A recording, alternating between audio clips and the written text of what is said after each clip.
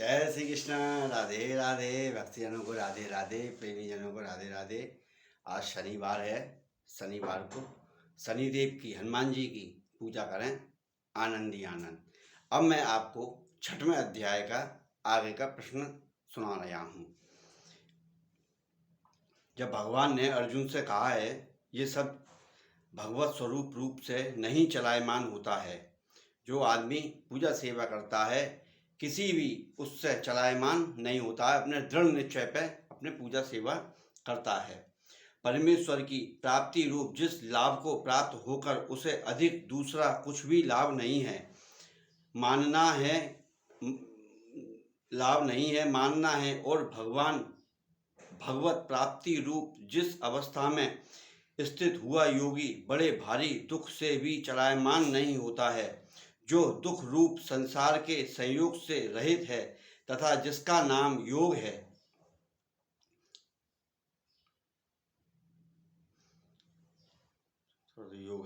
उसको जानना चाहिए। वह योग न उकताए हुए चित्त से अर्थात तत्पर हुए चित्त से निश्चय पूर्वक करना कर्तव्य है। इसीलिए मनुष्य को चाहिए कि संकल्प से उत्पन्न होने वाली संपूर्ण कामनाओं को निःशेषता से अर्थात वासना और आसक्ति सहित त्याग कर और मन के द्वारा इंद्रियों के समुदाय को सब ओर से ही अच्छी प्रकार वश में करके क्रमश अभ्यास करता हुआ उपरामता को प्राप्त होवे तथा धैर्य युक्त बुद्धि द्वारा मन को परमात्मा में स्थित करके परमात्मा के सिवा और कुछ भी चिंतन ना करे। परंतु जिसका मन बस में नहीं हुआ हो, उसको चाहिए कि यह स्थिति ना रहने वाला और चंचल मन जिस कारण से सांसारिक पदार्थों में विचरता है, उससे रोककर बारंबार परमात्मा में निरोध करना चाहिए, परमात्मा में लगाना चाहिए। आपका ध्यान बार बार इधर उधर भटकेगा, कभी किधर जाएगा, कभी कुधर जाएगा। क्यों? मन को रोकना ऐसा है जैसे 4 घोड़ों के रथ को 4 घोड़ों को रोकना। मन बहुत चलायमान है, ये केवल प्रभु कृपा से ही हो सकता है। क्योंकि जिसका मन अच्छी प्रकार शांत है और जो पाप से रहित है और जिसका रजोगुण शांत हो गया है, ऐसे इस सच्चिदानंद घन ब्रह्म के साथ एक ही भाव हुए योगी को अति उत्तम आनंद प्राप्त होता है। वह पाप रहित योगी इस प्रकार निरंतर आत्मा को परमात्मा में लगाता हुआ सुखपूर्वक परब्रह्म परमात्मा की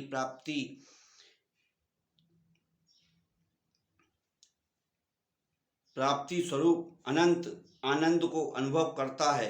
हे अर्जुन, सर्वव्यापी अनंत चेतना में एक ही भाव से स्थित रूप से योग से युक्त हुए आत्मा वाला तथा सब में समभाव से देखने वाला योगी आत्मा को संपूर्ण भूतों में बर्फ में जल के सदृश व्यापक देखता है। जो जल की बर्फ जम जाती है, जब उसमें देखता है तो अपना ही प्रतिबिंब दिखता है। उसके लिए बताया है, भूतों में बर्फ में जल के सदृश व्यापक दिखता है और संपूर्ण भूतों को आत्मा में देखता है। अर्थात जैसे स्वप्न से जागा हुआ पुरुष स्वप्न के संसार को अपने अंतर्गत संकल्प के आधार देखता है, वैसे ही वह पुरुष संपूर्ण भूतों को अपने सर्वव्यापी अनंत चेतन आत्मा के अंतर्गत संकल्प के आधार देखता है। जो पुरुष संपूर्ण भूतों में सबके आत्मा रूप मुझ वासुदेव को ही व्यापक देखता है और संपूर्ण भूतों को मुझ वासुदेव के अंतर्गत देखता है, उसके लिए मैं अदृश्य नहीं होता हूँ और वह मेरे लिए अदृश्य नहीं है, क्योंकि वह मेरे में एक ही भाव से स्थित है। इस प्रकार जो पुरुष एक ही भाव में स्थित हुआ संपूर्ण भूतों में आत्मा रूप से स्थित मुझ सच्चिदानंद घन परमात्मा वासुदेव को भजता है, वह योगी सब प्रकार से बरतता हुआ भी मेरे मेरे ही वर्तता है, मेरे को ही वर्तता है, क्योंकि उनके अनुभव में मेरे सिवा अन्य कुछ है ही नहीं। उनके सिवा भगवान का किस्सा करना, कहानी करना, भगवान का जिक्र करना, उस सज्जन के पास इसके अलावा और कोई काम ही नहीं है, तो यूँ समझ लो वो भक्ति में दिनों रात डूबा हुआ है। हे अर्जुन, जो योगी अपनी सदृढ़ता से संपूर्ण भूतों में सम देखता है और सुख अथवा दुखों को भी सब में सम देखता है, वह योगी परम श्रेष्ठ माना गया है।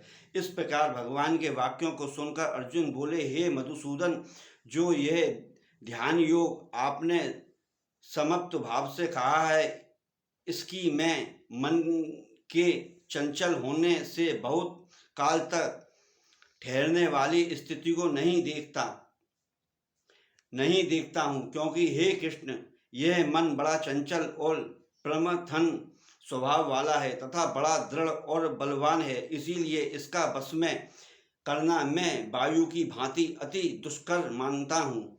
इस प्रकार अर्जुन ने पूछने पर श्री कृष्ण भगवान बोले, हे महाबाहो, निसंदेह मन चंचल और कठिनता से बस में होने वाला है, परंतु हे कुंती पुत्र अर्जुन, अभ्यास अर्थात स्थिति के लिए बारंबार यत्न करने से और वैराग्य से वश में होता है।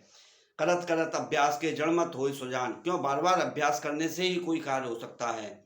इसीलिए इसको अवश्य वश में करना चाहिए, क्योंकि मन को वश में ना करने वाले पुरुष द्वारा योग दुष्प्राय है, अर्थात प्राप्त होना कठिन है, और स्वाधीन मन वाले प्रयत्नशील पुरुष द्वारा साधन करने से प्राप्त होना सहज है। यह मेरा मत है। इस पर अर्जुन बोले, हे कृष्ण, योग से चलायमान हो गया है मन, जिसका ऐसा शिथिल यत्न वाला श्रद्धा युक्त पुरुष योग की सिद्धि को अर्थात भगवान साक्षात्कार को ना प्राप्त होकर किस गति को प्राप्त होता है। हे महाबाहो, क्या ये भगवत प्राप्ति के मार्ग में मोहित हुआ आश्रय रहित पुरुष छिन्न भिन्न बादल की भांति दोनों ओर से अर्थात भगवत प्राप्ति और संसार की भोगों से भ्रष्ट हुआ नष्ट तो नहीं हो जाता है। हे कृष्ण, मेरे इस संशय को संपूर्णता से छेदन करने के लिए आप ही योग्य हैं, क्यों मेरे मन का संदेह ये आप ही दूर करेंगे प्रभु। छेदन करने के लिए आप ही योग्य हैं, क्योंकि आपके सिवा दूसरा इस संसार का छेदन करने वाला मिलना संभव नहीं है। जय श्री कृष्ण। अब मैं इसका शेष भाग आपको कल सुनाऊंगा, क्योंकि ये छठा अध्याय लंबा है। आज की आनंद की जय। लाइक करो, सब्सक्राइब करो, फॉलो करो। आप अपना मुझको प्यार दोगे तो मैं और उत्साह मेरे अंदर बढ़ेगा। आपके प्यार का भूखा हूँ मैं बस। आज के आनंद की जय। जय जय श्री कृष्णा। कृष्णा राधे कृष्णा।